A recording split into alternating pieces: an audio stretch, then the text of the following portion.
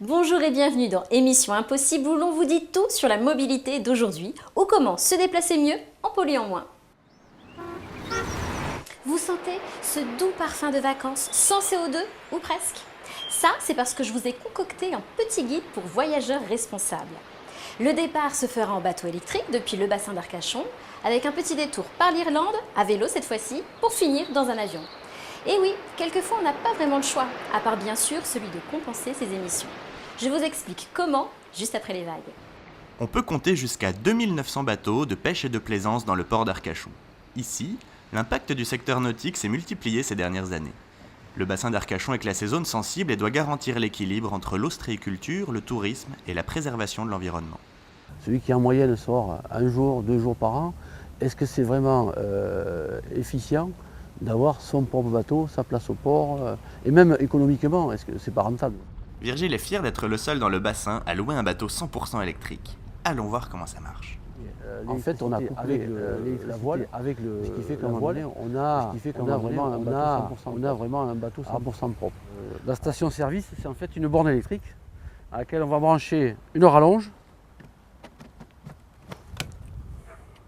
Voilà, je branche la prise et le chargeur démarre sa charge. Alors ce bateau, il a 7-8 heures d'autonomie. Ici, vous avez 300 kg de batterie. Et de l'autre côté, pareil. Et ces batteries servent de lest au bateau en fait. Un bateau comme ça, chaque fois qu'il sort, il va consommer entre 1 € et 1,5 € d'électricité.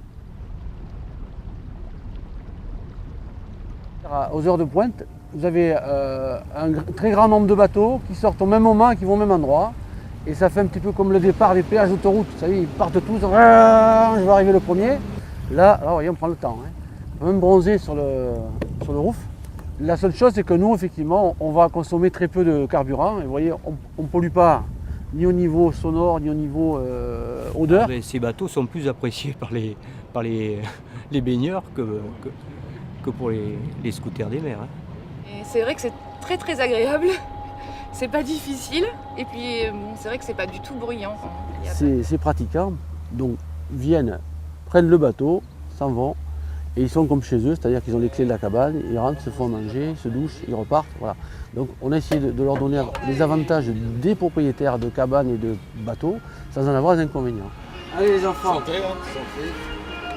Oui. Bonne journée. Santé. Santé. Vive le bateau électrique.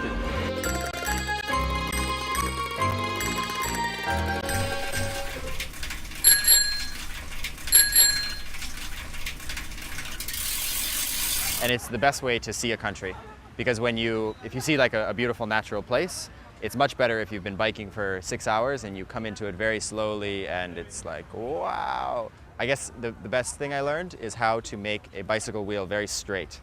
You know, when it revolves around, sometimes it goes like this a little, and I learned how to make it straight. And when it's straight, you go so fast. The most important thing is the pants to sit on, the bicycle shorts, especially for men. That is the most important thing. You need it. Irish people are absurdly nice. I mean, we would go and sometimes ask for water if we were way out in the country, and we would always get water and a whole meal. They would bring out whatever they had.